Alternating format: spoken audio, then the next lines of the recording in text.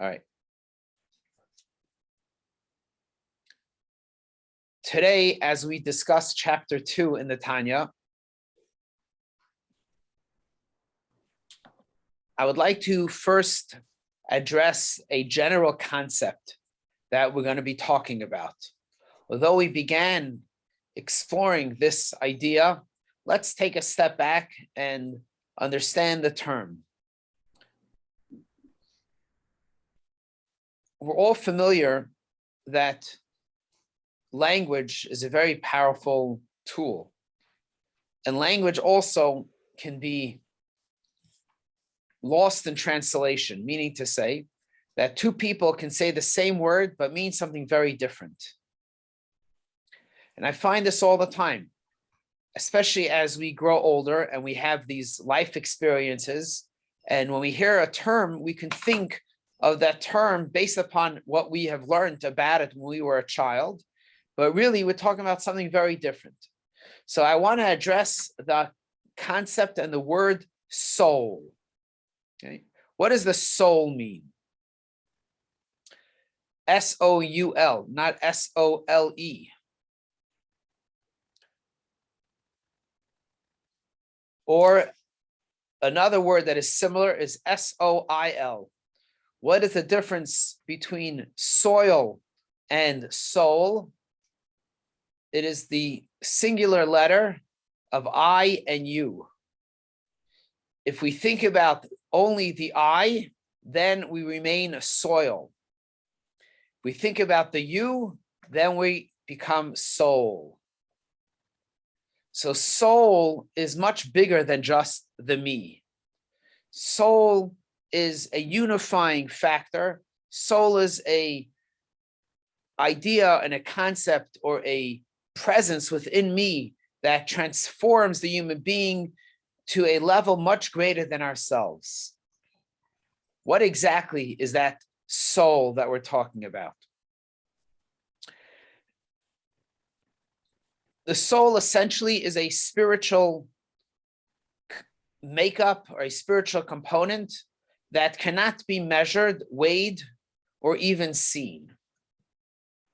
A person's soul essentially is their spiritual makeup. Okay? It's the non-tangible within the human being's energy, life force, many different ways to describe it.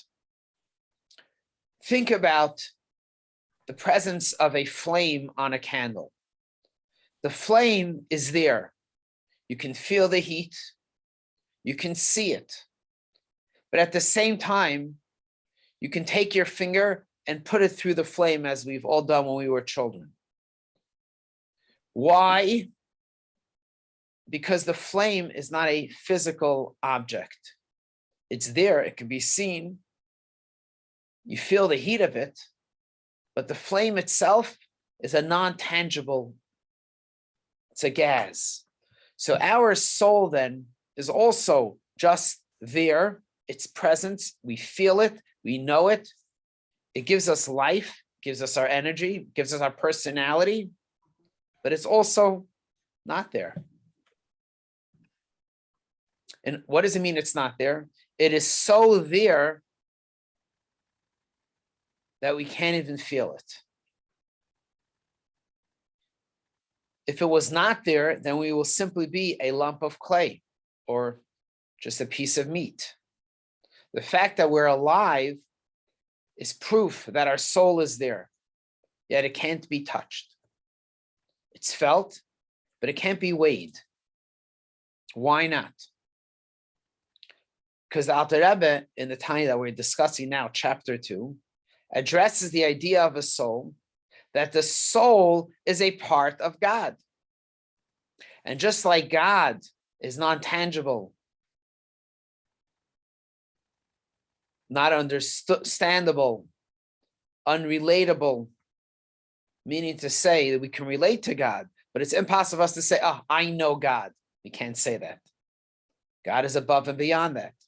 And because the soul is a part of God, therefore it has that component of God, which means we feel God's presence, yet it's not here. Not that it's elusive, but it's so felt that you can't even explain it.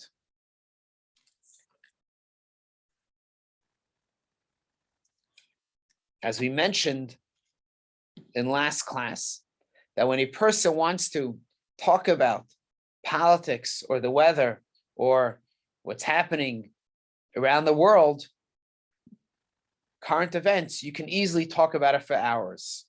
When it comes to explaining yourself, we have a difficult time doing that.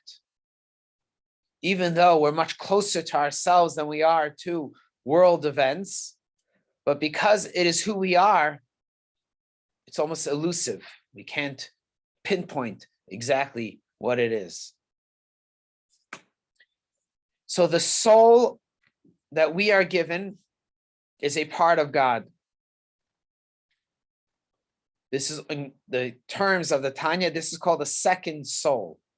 The first soul is the human soul, the natural soul, the daily soul, the part of us that helps us fight or flight, survive, sink or swim, the soul that dictates what we're going to eat for dinner and where we're going to go on a hike or who our friends are going to be. That is the human soul, the natural soul, the things that are involved in our daily activities. But then we have a much deeper, more profound soul, and that is our godly soul. This is the part of us that begs to be engaged in spiritual pursuits, in activities that we may not be able to measure the successes or articulate it in our journal, but it has much more profound effects on those that we do. So we smile to someone, you can write in your journal, you smile to someone, but you can't write in your journal the impact that it had on the other person, right? How it uplifted them, how it brought joy to them. So when we talk about spiritual ideas, we're talking about the truly essential impacts that we are having on those that we know, but it's not necessarily able to be measured. Why? Because the impact is so great, so deep.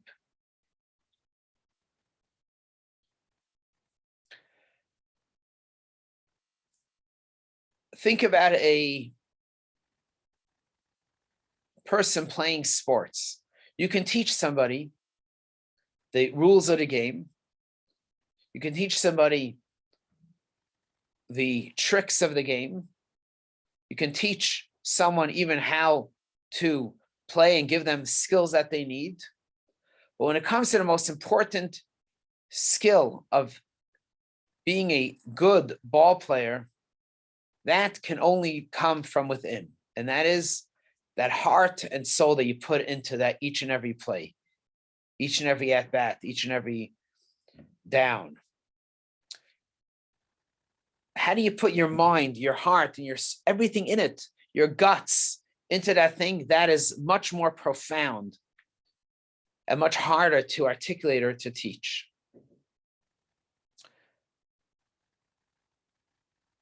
And that is essentially what this godly soul is. We can talk about it, and that will give us a very good, healthy understanding of this soul. But to truly tap into the deepest potential of the soul, we need to kind of allow it to settle within our minds, meditate over it, think about it. And the more we do that, the more we internalize this idea. This soul, that Rebbe will talk about now, the author of the Tanya, comes from God. But if it comes from God, then how is it possible for me, tiny little physical being, to contain a piece of God? We're talking about an infinite God. So the soul has to go through a series of transitions, and it has to travel. Think about when a child is born. So the child needs that 9 months in the mother's womb in order to transition from a seed, an egg, to a human being. This is why birth is a traumatic experience. Something huge is happening over here. You're taking something which was a concept, and over a period it became a thing, but now it is a living being when it's outside of the womb, an independent living being. So this traumatic or this huge experience impacts that child that has been born. The most extreme part of that transition is the spiritual component, the soul's journey into the body. You see, the body, we can explain scientifically how it happens. You have a seed, an egg, they come together, they start to grow, and over time, it starts on the size of a pea, and it grows to the size of an egg, then it grows to the size of, and it keeps on growing, then it starts to get this body part and that body part, and this internal organ, that internal organ, right? And we could explain each stage at a grade, 1 week, 5 weeks, 10 weeks, 12 weeks, 15 weeks, 30 weeks, whatever, everything could be explained. But what happens during that process, and that is the greatest, not pain, but the greatest transition or transformation that is happening, is that this spiritual component, this part of God, is coming part of this body. The soul then, who was once a part of God and is still a part of God, but it's a part of God that we don't necessarily see clearly how it's a part of God. It went through such a transformation that it seems to be just another idea, just another energy, just another force. Okay. And as we're going to see in a moment, which is why a very fascinating thing happens when a child is born. One would think that if you have good parents, you will have good children. And if you have bad parents, you will have bad children. But we find that not necessarily to be the case.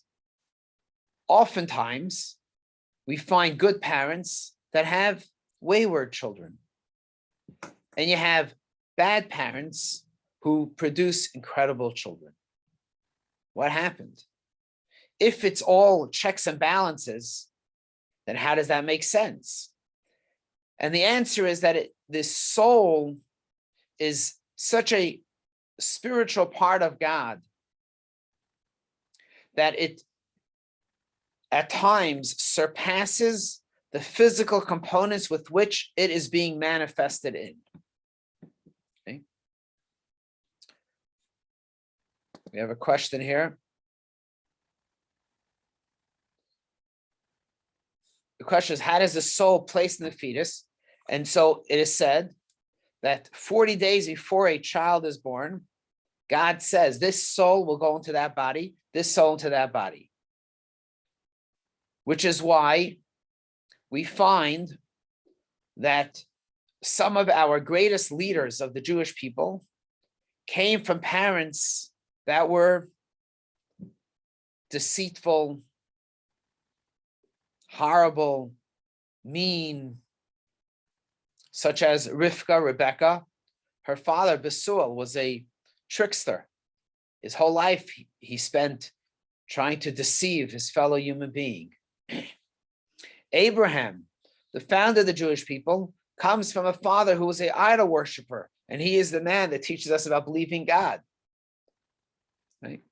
Completely different than his father. And so what happened over here? And this is what we're going to address. So let's look inside I'm going to put it on the screen here.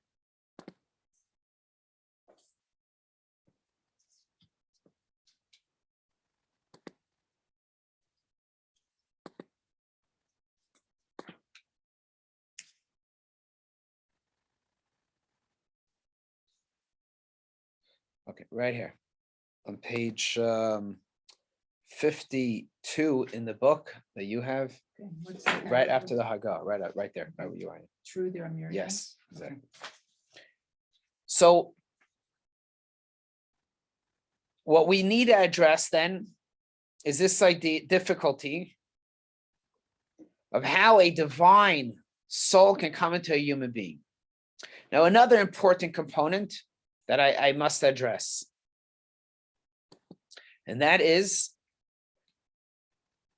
what part of God does the soul come from? I said the soul comes from God, right? But what part of God does the soul come from? And according to the Kabbalists, the soul comes from the wisdom of God.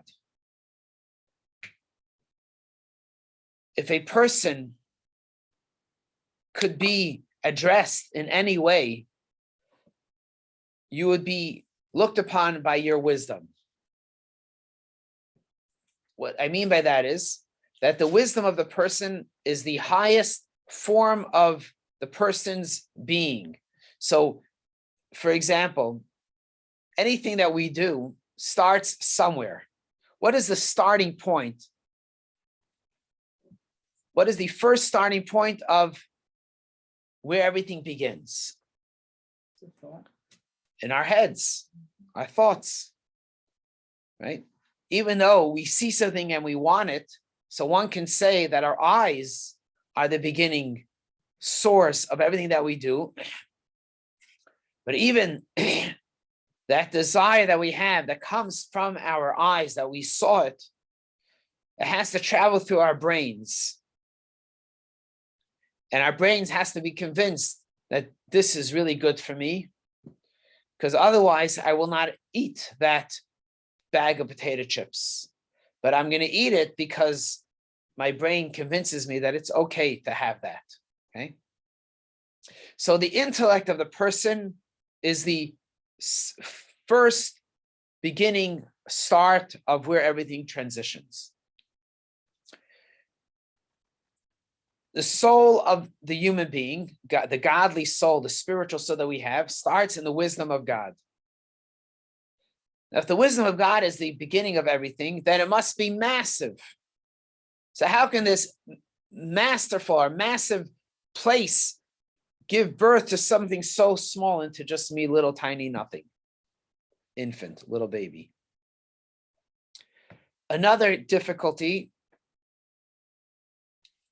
is, or not difficulty, but another thing we need to understand is, how is a child born? A child is born from the mother and the father coming together, right? And producing this child. What part of the father is being contributed to the birth of the child? What part of the mother is being contributed to the birth of the child?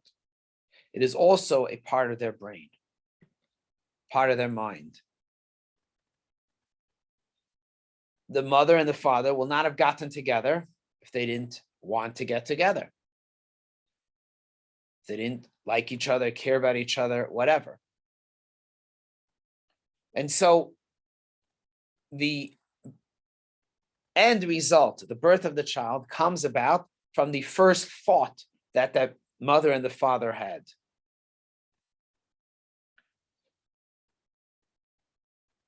So now let's look inside.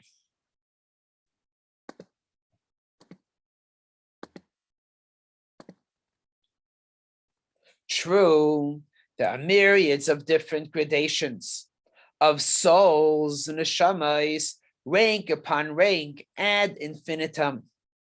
You have the point?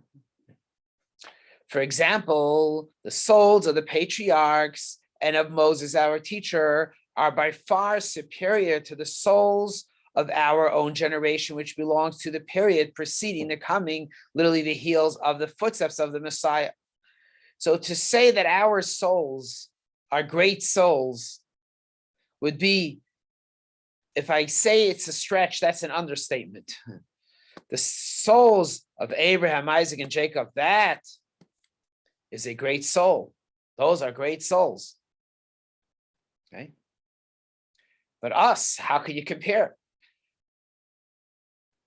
Where do our souls come from? For the latter souls, the souls of our generation, are like the very souls of the feet in comparison with the brain of the head. Remember, I said at the beginning of the class, we have to know what we're talking about. We're talking about souls, S-O-U-L, and not S-O-A-L, the souls, right? I-L, but it also said the souls, S-O-L-E-S, right? The souls of our feet. So the souls, meaning to say the last generation before the coming of Mashiach, we are called the generation of the souls, the bottom of the feet, okay? Meaning to say, one can interpret this the bottom of the barrel. So the souls that we have, the spiritual souls, the S-O-U-L, the souls that we have inside of us, are coming from the bottom because it's going to the bottom generation, to the lower generation. Especially, as we say, compared to the generations of Abraham and Moses. 1 second. Don't feel so bad about yourself yet. 1 second. Similarly, within each generation, we find the same disparity among neshamas, among souls. There are those who are the heads, leaders of the multitudes of Israel, so designated because their souls are in the category of head and brain in comparison with those of masses and the ignorant. Within our generation, also, one can break it down and say, even though we're the lowest generation, perhaps, right? Nonetheless, within our generation, you have those souls that are more lofty or leaders, and those souls that are less lofty. Okay. Likewise, there are similar distancing between nefashos and nefashos. The soul levels of nefesh for every soul consists of nefesh, ruach, and neshama. Within our soul itself, also there are many different levels.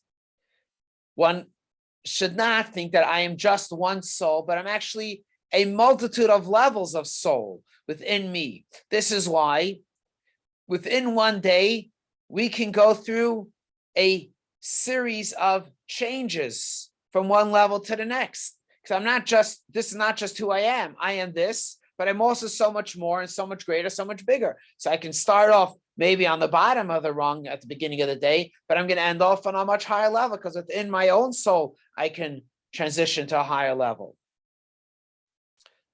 Nevertheless, Dr. Rebbe says, the root of every nefesh, ruach, and neshama, from the highest of all ranks to the lowest, embodied within the simple folk and the most religiously irreverent people, all are derived, as it were, from the supreme mind, which is chachma ilah, supernal wisdom. So, the Alter Rebbe is saying like this: don't be disturbed by the fact that our generation is called the heel, the souls of all generations, the bottom of the foot, the bottom of the barrel. Why not? Because even our souls come from the Chachma Ilah, the supernal wisdom of God. Not just the mind, the brain of God, but from the supernal wisdom of God, the supreme, the highest part of God's wisdom. If you think about it, when an architect builds a house, the final product was what was in the original beginning thoughts of this architect. That which is last actually comes first, according to our teachings. Okay? So if one would say we're the last generation,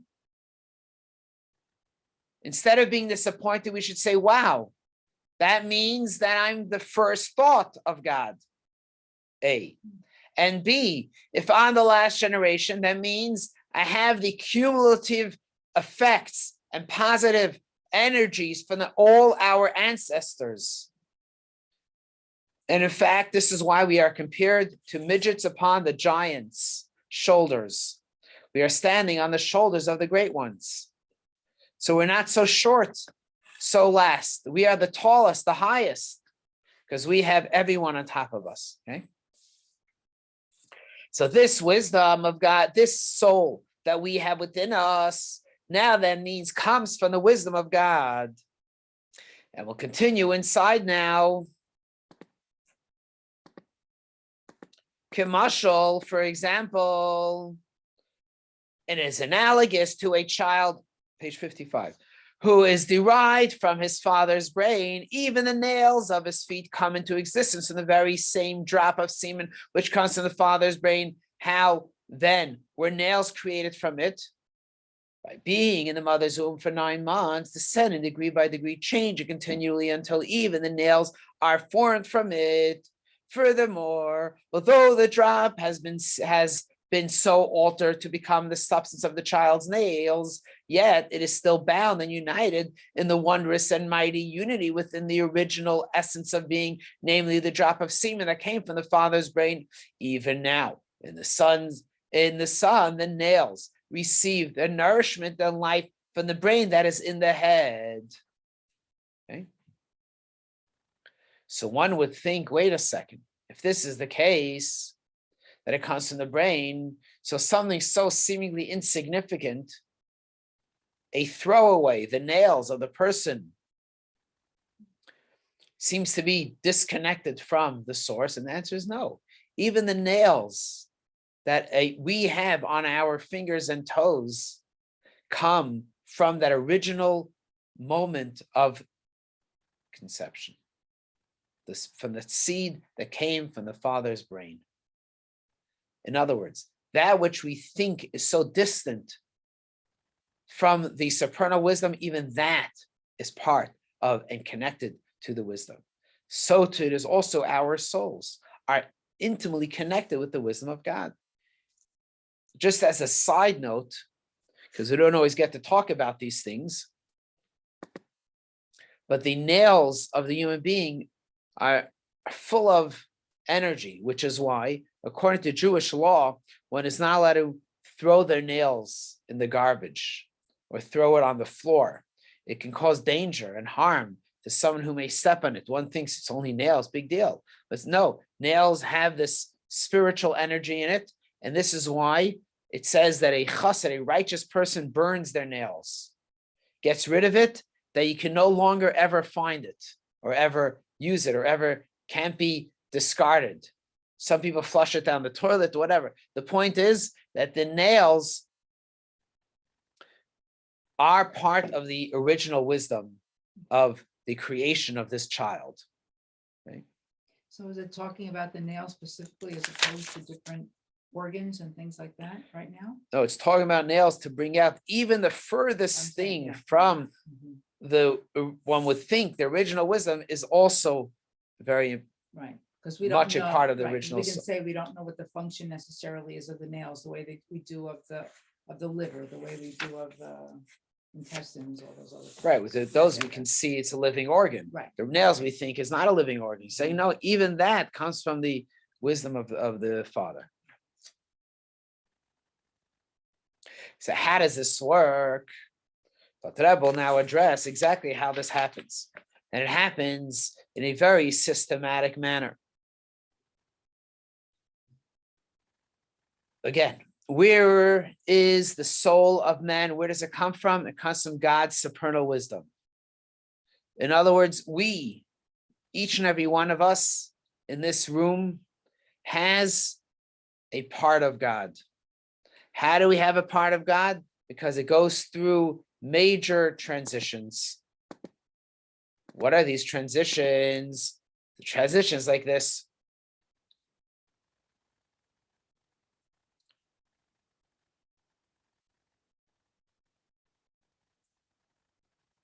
By page 58, Jonathan. By the souls descending degree by degree through the hishtalshalos, through the order of transition of the worlds of Atzilus, emanation, Bria, creation, Yitzira, formation, and Asiya, action from God's wisdom. As it is written, you have made them all with wisdom. Everything emanates from God's wisdom, which is the source of everything.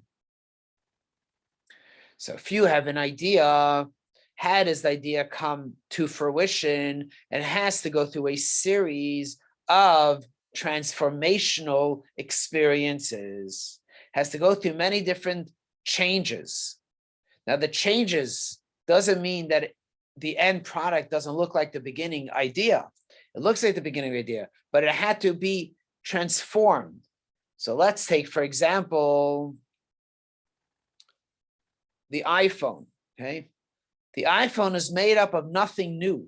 All the components of the iPhone were in existence before Steve Jobs was even born.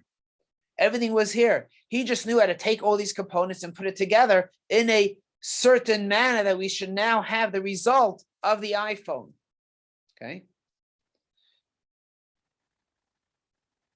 This plastic or glass or component, a chip, whatever it is that is inside, went through a series of transformational experiences that produced the technology that we have, okay?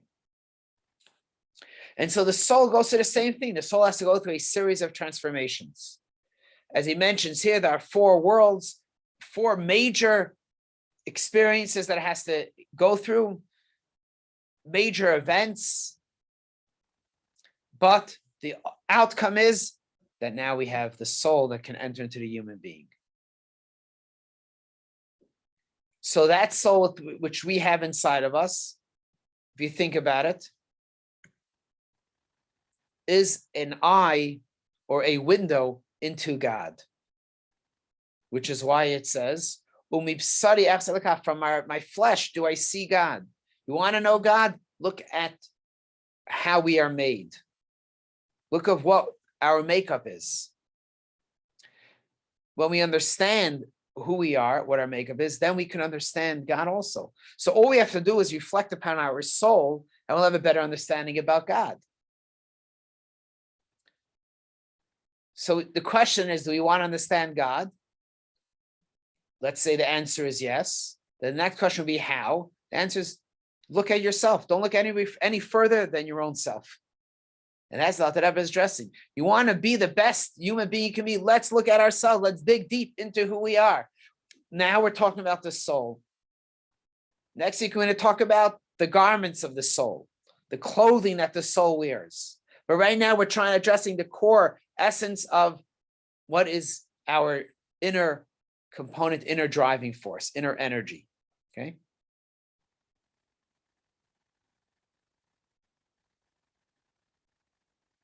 And by this soul going through all these transitional faults, by the way, we see this idea in our daily life. We don't even have to be so spiritual and think about our souls. But this is the beauty that I was telling us. Everything we experience in life is really a reflection of what's happening inside of us. So just like the soul had to go through these transitions, we as a human being also know that we have come to where we are today, wherever we are in life today, as a result of these experiences that we have. Some traumatic, some transformational, some crazy, some things we heard, people we met, whatever it is. But each touch point that we had throughout life brought us to where we are today. And in order to be where we are today, we have to go through all those steps. And so the soul must go through this transitional experience, transitional period. So God makes the soul from his wisdom, or the soul emanates from his wisdom. Now, emanates from his wisdom is better than makes his wisdom, because the wisdom is, as we now understand by the human being, our thoughts and the thing we are thinking about and our brain are 3 separate things. By God, it's all one.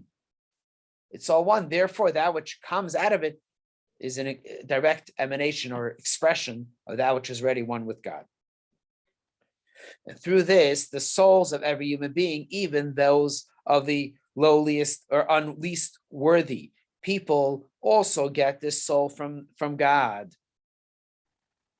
But here we're going to see a very important point.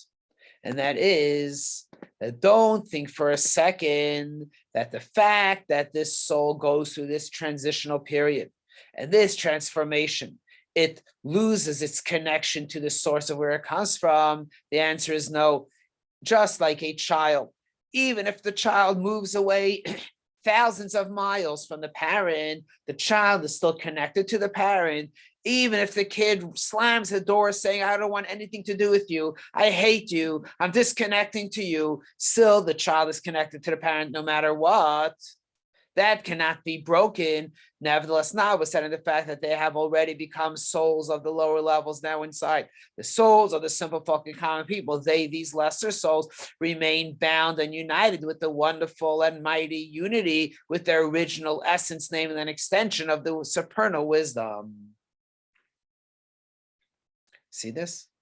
Unbelievable. So every soul, no matter where it travels, where it goes, what the final product is a part of God. So when we see someone who may not be behaving or not conduct themselves in a proper manner, let's try to uncover the layers and see deeper into the human being or into ourselves and say, wait a second, you're a gem of a human being. You're a part of God. Wow. Let that be your shining star. So for the nurture of the nefesh, ruach, and neshama, these three levels of the soul, bottom of 58, top of 59. The simple folks are drawn from the nefesh, ruach, and neshama, the righteous and the sages of the heads of Israel every generation. So how do we connect to God? Sometimes the best way to connect to God has to come about through the fact that we connect to our teachers, our leaders. Because within every generation, just like within us, okay? Just like within us human beings, we have different levels within our soul, some more spiritual, some less spiritual, some more driven, some less driven. That is the micro. We also have the macro, the bigger picture. You also have the souls of the bigger generation, all the people, some leaders, some middle things, some middle tier, and some lower levels. But each of us, in order to reach our maximum within us, the micro, we have to tend to our highest potential. Within the macro, we have to reach their potential also. Reach out to the leaders, to the tzaddikim, to the righteous, who will give us the direction and the inspiration and the connection that we need. Not that we need them, and not that we need a middleman to connect to God. Of course not. But we come to a mentor to help redirect us and show us how we are truly, sincerely connected to Hashem. Now, he mentioned over here a few times in this reading, nefesh, ruach, and neshama. Did you notice that? These three Hebrew words, nefesh, ruach, and neshama, are three levels within the human soul. So in case we have not been overwhelmed by the message that Alter Rebbe teaches us until now, let's confuse the subject or let's overwhelm us even more. Okay, that the soul that we have inside of us is actually comprised of 5 elements or 5 levels. 3 that we are always in touch with. 1 that we are sometimes in touch with. And the 5th one that is so high, so deep, so profound that only on certain occasions do we tap into that energy or that part of the soul. The first 3 levels of the soul that we are talking about, the lower 3 levels, are nefesh, ruach, and neshama. Okay? In short, nefesh means soul. Ruach means spirit. And neshama means breath. Okay? The soul is inside of us no matter what. It's inside of us. But we're not content with just with that soul. We also want the spirit, okay? The energy. But that also is not enough. And so we go a little bit deeper and we go to the breath. Today, modern psychology or modern business proponents or counselors or therapists will teach their clients the importance of breathing, taking a good breath, synchronized breath, or whatever you call it. It's coming from this idea. We want to tap into another level of our soul. We're not content with our soul, spirit. We want the neshama, the nefesh, the neshama, I mean the breath, the ear, that spiritual higher level of connectivity. Okay. The other level, the fourth level, going from lower to higher, is called chaya, which means life. That's the life force that we have. We have it, but really, do we appreciate it? We just kind of wake up and go through the day without even saying, wow, I'm alive. I can't believe it, right? We breathe more often than we say that. And then the highest level is yechida, which is oneness, unification. And that is the part of the soul that is absolute in perfect harmony with the essence of the soul, with God. We tap into that part of the soul at the end of the day of Yom Kippur, when we say the Ne'ilah prayer, which is the fifth prayer of the day, corresponding to the fifth level of the soul, but other times also, okay? And so this is in the 5 levels of the soul. And so today, just to recap, we spoke about the godly soul, what it's made up of, where it comes from, and how it transitions into us. How even though it's within us, this body, this world that we live in today, 2021, which seems to be so far from the spiritual world that Moses lived in, or that Abraham and Isaac and Jacob lived in, one can think that, who are we to have this part of God? God says, no, specifically you have it, because you are part of this essence of me. Not only are you part of it, you come from this supernal wisdom. Not only you come to the supernal wisdom, you are the original thought of why I made the world, for me and you, right here in this world today, just before the coming of Mashiach. Yet we also recognize we have the gift of the previous generations. And so that is the soul. But that raw soul that we have inside of us cannot function. How can we interact? And so next to that, I will say, you're right. That is a raw soul. It's just a very beautiful, holy thing. But in order for it to reach its maximum, we have to put on some clothes. And that's the garments. And in short, we're going to talk about these 3 garments, which is thought, speech, and action. Those are the garments of the soul. With that, we will end today's lesson. Thank you very much. Thank you.